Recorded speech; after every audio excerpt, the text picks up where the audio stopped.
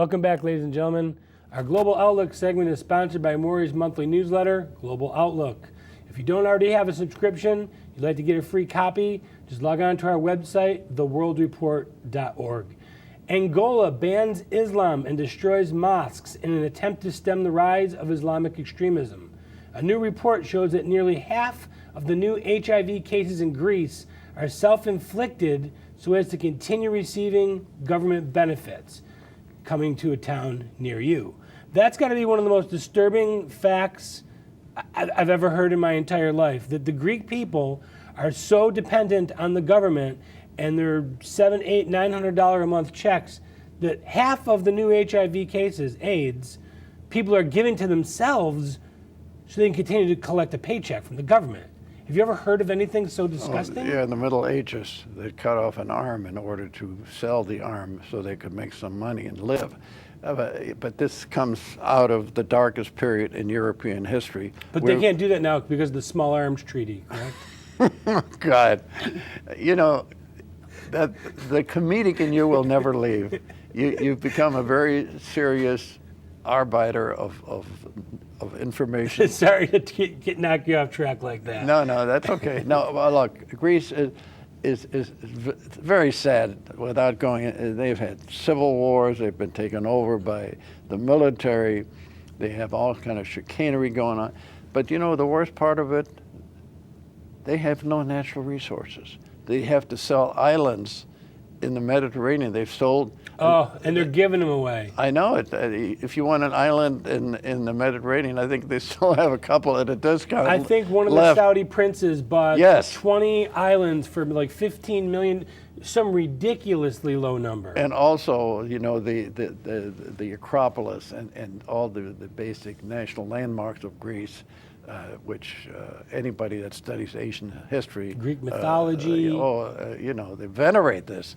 The Olympic Games. They're not selling them, but they're leasing them, or they're, you know, you got to buy a ticket to get in, and they're living from day to day. The country is in a total state of anarchy. That's the only thing, and the only thing they've got going for them is they are part of the European community, and specifically the Eurozone. They're a stepchild of Germany, basically. They're beautifully said, that's right. They are dependent on Germany, which is a blessing from which all milk flows to take care of 2/3 of the people in the Eurozone. You know, that's a pathetic situation right now. The Eurozone... Now, I got to ask you something. Being German and having your roots in Germany, didn't the Germans see this coming? Back when they started this Eurozone experiment? No, it's a very simple, you know the word guilt? Helmut Kohl was a very, very good chancellor. He was a good man. He was the one that was there when Germany was built with the Eastern Zone, when the Soviet Union fell apart, and Gorbachev let Germany become independent again, and they immediately united with West Germany. And Helmut Kohl had a choice. In 1999, when the Eurozone was formed, he had a choice of stepping aside, just like the British, who are also members of the European community. He said, we're not going to give up the pound. We've worked for centuries to make ourselves strong. The pound is England, and England is a pound. Germany said, with all we have perpetrated on Europe and all the evils that maybe there's a little bit of way of we can assuage our guilt feeling. That's really why they did it. They took the mark, which was one of the 4 major currencies in the world, and scrapped it and took on the junk all around them.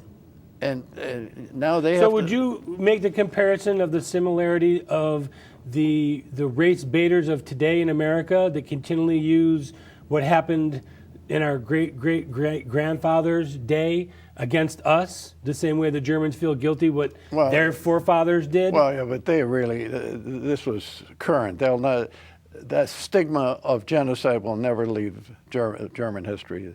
This is, and I'm not comparing the degree of atrocities, but out of the 15 million people of Jewish faith that were there in 1939, 40% were exterminated. Exterminated, killed. You know, alien. And do you know what Hitler said? The only reason I didn't wipe them all out is so you could still see why I annihilated them. Well, I mean, the man there's nothing that I've written. I'm a student of it. I think I'm probably today probably the most knowledgeable student alive about Hitler and his background. I still haven't figured out about his unbelievable hatred. Unless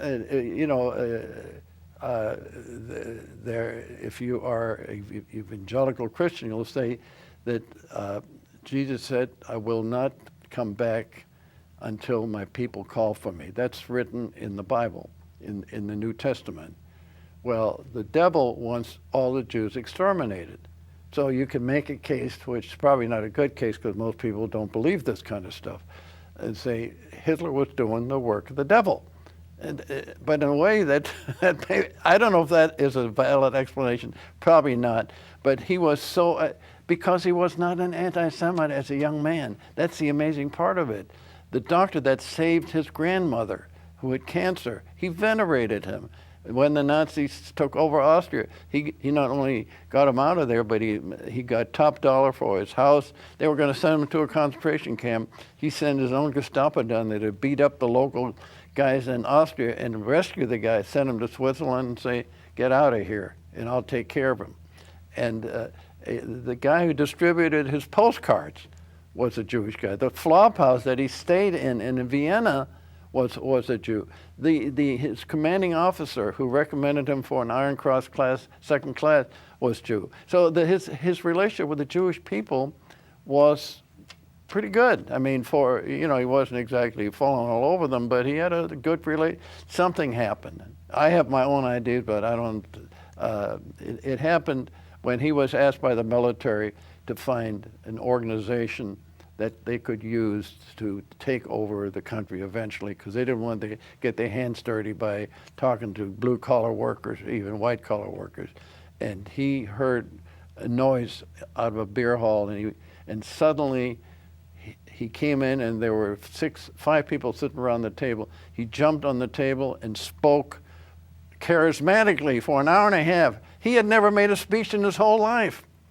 And they were so impressed that they immediately made him party member number 6, and he took over the party at that point. Very strange. The National Socialist Now Party. he was also at that time it was called actually they called it just the Socialist Party, or the Ultra Socialist, or something like that. It became the National Socialist The old Party. Democrats. Well, the point is he wanted socialism. He thought it would go to the workers, and nationalism would go to the military. There was a reason why they put this together, and they became Nazis. But it's an answer that has never been given by anybody. Why he particularly, that as the war was going against them, and trains that were supposed to take soldiers to the front were pushed back so they could take Jews and send them to Auschwitz and all the other death camps. I mean, there's something very, very not only horrible about this, but there's no answer ever has been given yet. It's very perplexing. Shifting gears, the first country in the world to ban Islam and destroy their mosques is Angola. I would have never thought. You never even hear about Angola doing anything. They never come up on the radar for any reason. Well, Angola and Mozambique. One is Angola is in the southwestern part of South Africa, and Mozambique. Oh, no, I'm sorry. They're on the southeastern, and Mozambique's on the western. They're known as the Portuguese. There were Portuguese colonies, and the Portuguese gave them up. But then nobody hears much about them. Angola, what they're noted for, they are oil producers. They have a substantial number of oil production and sites, and the Chinese have bought some of those. Now, something must have happened. You see in Nigeria, which is the most populous country in Africa, they have about over 100 million people out of an 800 million people population in Africa. They have the Boko Haram or something. It's a vicious, murderous group of. Oh yeah. Boko Haram. Yes, Boko Haram. Yeah. Yes, and They burn churches with people in them, and but roughly half of the population of Nigeria is Christian, and the other half is Muslim. I think the Muslims are more in the south and Christians in the north. But the Boko Haram are killers, and they literally burn churches with people in them. That's one of their hobbies. And Angola is not majority Muslim, very small Very Muslim small. community actually, 80, 90,000 people. So Out of about 16 million. yeah, so it's a little odd to think that there's been a turmoil in Angola that would make them do this. Are they looking around at the rest of the world? No. When It's an internal situation? You were the one that brought this to my attention. I hadn't heard about it. They must have done something so vile, and that these guys said, we're not going to put up with it. It could have been. They could have said, listen, we know what's going on in Nigeria. We're not going to let a small minority of killers take over our country. It's our country. We're primarily Christians, and that's the way it's going to be. And the Australians, about 3 or 4 years ago, basically said, we're not giving in to outsiders coming into the country and forcing us to change our laws, change our language. But that's not new. Australia pretty No, much. but to ban the religion and to actually destroy mosques, that's quite aggressive. Well, I think what's given them a taste of their own medicine is what they're doing. They're doing it to everybody else. But for the first time, here's a group. I'm not justifying it. I'm not justifying murder or anything like that. The only thing is that's probably what motivated it. France pretty much handed over its country to the Algerians who came out of the Algerian Civil War, and these guys were all bad. Diversity. Pardon me? For diversity. Yeah, diversity. Promoting diversity. Yeah, well, Europe is a sad case right now. People say it's coming back. One advice I would give you as an investor: don't put a dime into Europe. Europe has seen its better days. And when you look at the growth rate, the population shift, it's shrinking. it's 8 to 1. Muslims are procreating at 8 to 1 of the Western Right now nations. in France, which has about a 60 million population, there's about 8 million Muslims. But it's not only that. It's a fact. Even in Germany, the Cathedral of Cologne is considered, it's venerated as one of the religious spots in Germany. You know what the Muslims did? They built a mosque that's higher, that looks right down on the cathedral. They do not integrate into the population. Only country I know, by the way, in Europe that does not let them come in is Finland. Finland will not allow any Muslims to come in. It's just getting crazier every single day.